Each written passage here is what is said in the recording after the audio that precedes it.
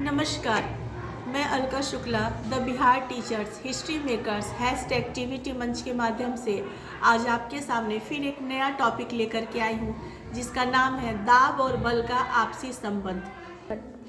Hello बच्चों, good morning ma'am. Good morning. क्या बात है, चिंकी और मिंकी को क्लासेस पसंद आ रहे हैं? Yes ma'am. आप ऐसे पढ़ाती है, बहुत मज़ा आता है। अच्छा, अच्छी बात है। तो सीखती हो जल्दी या फिर लेट से सीखना पड़ता है? नो मैम, जल्दी याद हो जाती है ना? Yes ma'am. इसीलिए तो कहते हैं कि विज्ञान करके सीखने का नाम है, विज्ञान रटने का विषय नहीं है। तो चलो, पिछली कक्षा में हमने पढ़ा था कि बल पूर्ण धक्का होता है और दाब जो होता है वो इकाई क्षेत्रफल पर लगने वाला बल होता है। मतलब इकाई क्षेत्र पर हम जितना भी दबाव लगाते हैं वो क्या कहलाता है, उतना ही बल लगता है।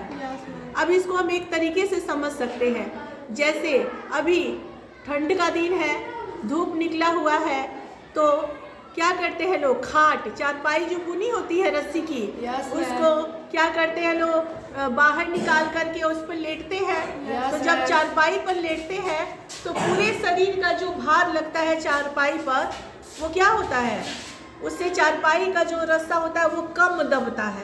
ठीक है। और अगर वही व्यक्ति खड़ा हो जाता है तो क्या होता है, चारपाई पे दबाव ज़्यादा लगता है, चारपाई ज़्यादा झुकी महसूस होती है।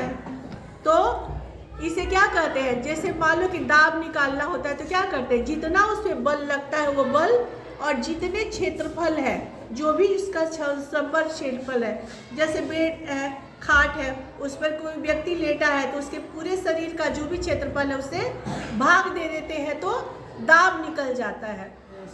जैसे दैनिक जीवन में मम्मी खाना बनाती है तुम्हारी, यस मैम। तो खाना बनाती है तो प्रेशर कुकर में जब दाल होता है तो दाल जल्दी पकता है। Yes ma'am. क्यों पकता है जल्दी? क्योंकि उसमें दाब जल्दी उत्पन्न होता है, और दाब जल्दी उत्पन्न होता है तो खाना जल्दी पकता है, क्योंकि दाब ज़्यादा लगता है। उसी तरह से चिंकी, जब तुम बीमार पड़ती हो तो तुम्हें सुइया पड़ता है। Yes ma'am. तो जो सुइया देने वाले डॉक्टर आते हैं वो क्या करते हैं, सीरिंज से सुई देते हैं, और इतनी पतली नोक होती है, कितनी पतली, इतनी पतली कि वो जैसे घुस के निकल जाती है और हमें पता नहीं चलता। ये क्यों होता है? क्योंकि इकाई क्षेत्रफल उसका कम होता है तो दाब लगता है।